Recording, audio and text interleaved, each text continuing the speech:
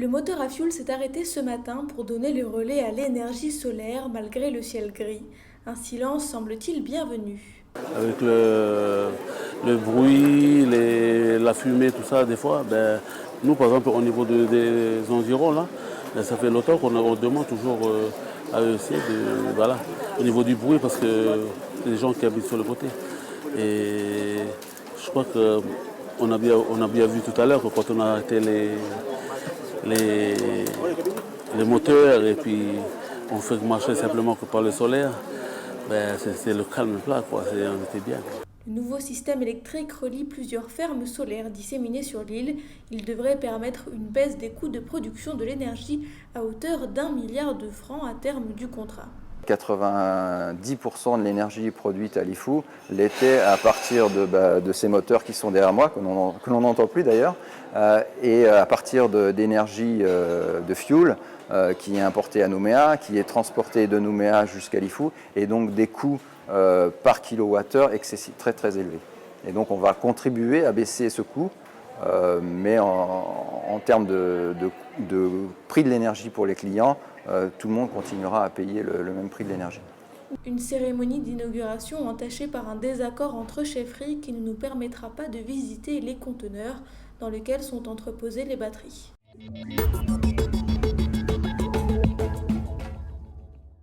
Cheyenne, combien d'enfants reste-t-il à couvrir là? Il y en avait 100 Oui, en tout. il y en avait 100. 22, 24, ça fait 46, une cinquantaine. Ça fait donc 6 ans que nous confectionnons des cadeaux de Noël pour les enfants de la province Nord.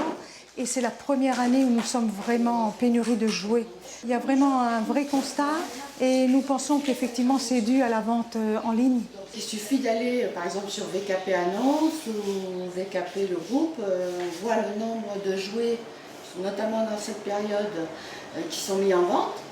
On comprend vite que ça peut expliquer la diminution de nos dons. Des gens qui auraient facilement donné leurs jouets, maintenant voilà, on préfère les vendre pour pouvoir racheter d'autres jouets à l'occasion de Noël, hein, tout simplement. Nous avons quand même 250 cadeaux de Noël à faire et nous voulons bien sûr réussir à répondre à cette demande et à faire plaisir aux enfants qui sont éloignés, surtout Bélep et tous les enfants qui nous entourent. Et nous ici, la Croix-Rouge fonctionne uniquement sur don. Si vous avez envie d'aider la Croix-Rouge, en particulier en cette période de l'année pour Noël, en cadeau de Noël, venez nous les apporter donc à l'antenne les lundis, mercredis, jeudi matin de 8h30 à 11h30. Alors nous acceptons tous les dons, il suffit simplement qu'ils soient de bonne qualité. Il y a plus de 200 hectares. Hein. Ah oui. Je sais qu'ici, il y avait la propriété, là, il y avait 200 hectares. Là, déjà, le feu, il est monté jusqu'au flanc, là-bas. Puis jusqu'au bout, là-bas. Après une reconnaissance terrestre faite ce matin, le feu de Malek continue sa progression et se dirige à l'est vers les flancs montagneux. N'ayant plus de visuel proche, Franck, pompier professionnel de Poum, a fait appel à la sécurité civile.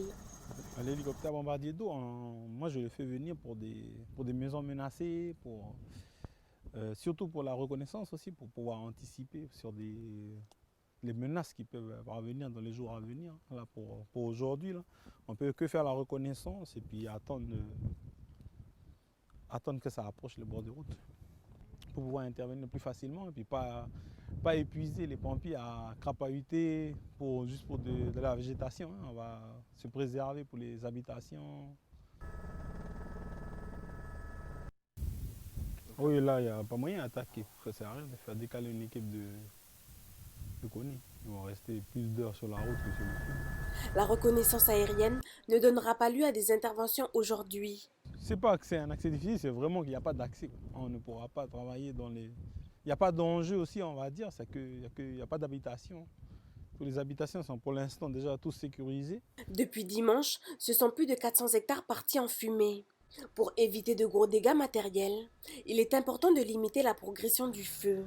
D'après tous les incendies qu'on a pu travailler dessus, tout ça, le conseil c'est de vraiment nettoyer autour des habitations, sur des périmètres de 50 à 100 mètres, voire plus, 200 mètres s'ils peuvent. L'incendie de Malek reste sous haute surveillance. Si le feu progresse vers la région d'Arama, la sécurité civile se tient prête à intervenir.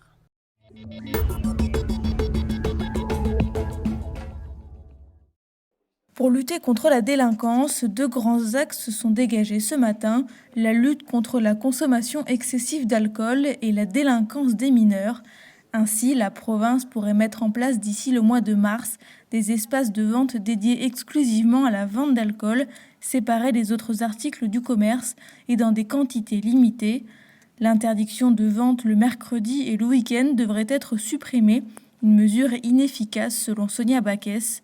En parallèle, des mesures de rétention des aides sociales pourraient entrer en vigueur pour les parents de mineurs multirécidivistes. Le dispositif de prévention à la déscolarisation doit être également renforcé. Une cascade de propositions qui intervient tandis que les bâtiments des établissements scolaires et des commerces sont progressivement sécurisés. C'est souvent ce qui a généré l'immobilisme sur ce sujet-là, c'est que malheureusement c'est une compétence très partagée, c'est-à-dire qu'il y en a un peu aux communes, il y en a un peu à l'État, il y en a un peu à la province, il y en a un peu à la Nouvelle-Calédonie, et que le résultat des courses, c'est que jusqu'à présent, le discours c'était « ah bah non, il faut demander à la Nouvelle-Calédonie, il faut demander à l'État », et finalement, malheureusement, souvent on n'a pas de coordination. On a souhaité avoir vraiment une coordination, on le voit, par exemple la sécurisation des collèges, la province n'a pas les moyens toute seule de faire cette sécurisation, l'État participe énormément. L'État prend une part active dans la lutte contre la délinquance, notamment avec le recrutement d'une intervenante sociale en gendarmerie pour participer au travail des forces de l'ordre. C'est aussi l'occasion de dresser un bilan de la délinquance. On a un taux d'élucidation, c'est-à-dire d'identification des auteurs des actes qui est extrêmement élevé. Plus des 3/4 des auteurs des actes de violence sont identifiés et donc peuvent ensuite être traduits en justice. Les forces de l'ordre, elles sont réactives. La contrepartie, évidemment, c'est que comme elles viennent perturber les auteurs des méfaits, eh bien, elles sont quelquefois prises à partie. Alors c'est en particulier vrai sur Nouméa, en zone police, où le nombre de prises à partie des fonctionnaires de police a augmenté de 50% depuis le début de l'année. Un bilan en demi-teinte avec tout de même une diminution du nombre des vols de véhicules, moins 35% cette année. 2 750, c'est le prix d'une consultation chez une sage-femme. Un montant bien en dessous de ceux pratiqués chez les médecins et autres professionnels de santé. Une difficulté qui s'ajoute au fait que la profession dépend exclusivement de la prise en charge à 100%. Les sommes de la CAFAT, moi le 100%, ça représente 95% de mon salaire, plus ou moins. Donc du coup, si je compte pas sur le 100%, j'ai peut-être 20 000, 25 000 francs pour vivre et sans payer les charges. Donc c'est pas dans ma poche, c'est pour le cabinet. Donc après, j'ai même pas assez pour payer le loyer du cabinet. Donc en gros, je suis déjà en négatif quoi, si j'ai pas la CAFAT. Donc en gros là, si rien ne change, faudra imaginer un paysage de santé calédonienne sans sage-femme libérale. Cette situation n'est pas nouvelle. Il y a quelques années, la profession avait déjà dû faire face à la cessation de paiement de la part de la CAFAT. De quoi amener certaines sages-femmes à avoir une activité à côté, en complément, à se reconvertir ou, comme Valérie, à trouver une autre solution. Je vais solliciter l'aide de mon conjoint parce qu'il n'y a pas tellement d'autres solutions. Et puis, du coup, on espère que peut-être ça va finir par changer. Mais en général, c'est des courriers aux banquiers pour expliquer les découvertes qui s'accumulent. Voilà. Est-ce que toi, personnellement, tu envisages de te reconvertir ? J'y pense des fois. Après, je le fais pas parce que mon métier, ça reste une passion et que j'ai pas envie d'en arriver là. Mais je me pose la question, effectivement. Sur les 25 cabinets de sages-femmes en Nouvelle-Calédonie, 5 sont en menace imminente de fermeture. Le reste est en grande difficulté financière. Le syndicat des sages-femmes a lancé une demande de rencontre avec le gouvernement qui, pour le moment, reste sans réponse. Sur les produits types qu'on propose, donc ça, c'est de la corne de cerf. On va dire qu'ils sont surpris parce que c'est atypique, quoi. On a aussi les inclusions. Donc ça, c'est ce qu'on faisait en Nouvelle-Calédonie déjà. Donc on a ramené tout notre matériel de là-bas. C'est quelque chose qu'on avait toujours voulu faire, emprisonner des pièces d'exception à l'intérieur de la résine au final. Bon, papa il a toujours voulu faire ça, donc là il est tombé sur ça. Mais après comment le fabriquer, quelle matière, tu vois. Il le retire et après il le nettoie et il le pave. Tout simplement. Mais ça c'est très joli. Faire n'importe quel dessin de moi, c'est juste d'avoir l'idée en fait. Regarde, je connais depuis 4 ans et demi, j'amène tous mes amis qui viennent me voir sur Tahiti. Et bien souvent, ils voient toutes ces belles choses qu'il y a là. On peut mettre des nacres à notre nom ou faire notre paysage. Au niveau des perles ou des boucles d'oreilles, franchement c'est très très joli, il y a beaucoup de choix, c'est simplement magnifique.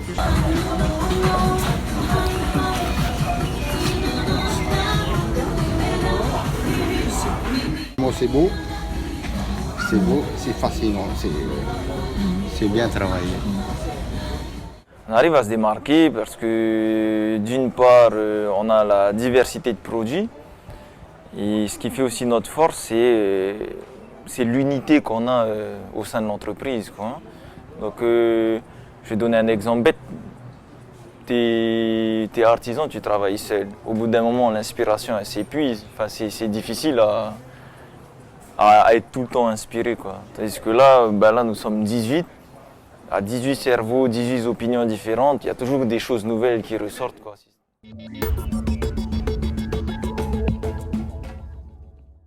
La SEAD, depuis 1989, c'est du soutien moral et financier aux parents, 2 éducateurs pour l'insertion des jeunes dans le monde du travail, du soutien aux classes CLIS et ULIS, de l'accueil et de l'animation les mercredis et durant les vacances scolaires.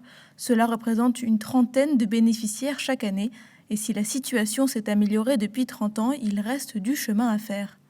La plupart des enfants peuvent aller à l'école avec leurs camarades. Ils vont dans les centres de vacances, dans les centres aérés. Maintenant, c'est vrai que peut-être ce qui est le plus difficile, c'est l'orientation, l'insertion professionnelle. L'emploi, le nouveau cheval de bataille de l'association après la scolarisation des enfants. Et les solutions manquent encore pour ceux qui ne trouvent pas d'emploi. Bien sûr, il y a encore des choses qui manquent, comme des accueils par exemple pour les jeunes qui vont sortir du cursus scolaire, parce que la scolarité est terminée pour eux, ils ont passé leurs examens, et qui ne trouvent pas de travail ou qui ne sont pas employables, parce que le handicap est trop lourd. Il n'y a pas grand-chose pour ces jeunes qui se retrouvent de retour à la maison et qui du coup sont désœuvrés. Selon les chiffres officiels, il y aurait 10 000 personnes en situation de handicap en Calédonie, un nombre sous-évalué selon les experts. D'après les bénévoles de l'association, ces personnes seraient 2 fois plus touchées que le reste de la population par les maltraitances et le harcèlement, un risque multiplié par 4 quand il s'agit d'une femme. Regarde l'angle, un peu plus, courbe un peu, voilà, comme ça. Tu tapes un coup. C'est la première fois que vous venez ou oui. Vous n'avez jamais sculpté au début, non? C'est plus dur par rapport à montrer ça. Il faut être bien concentré pour faire les dessins et tout ça.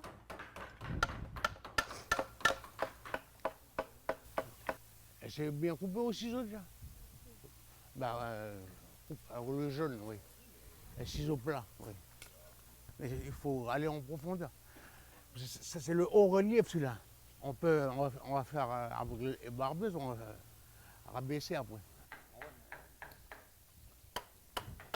Donc ici, sur un nouveau scolaire, c'est parce que déjà, il y en a qui sont titulaires du BAFA.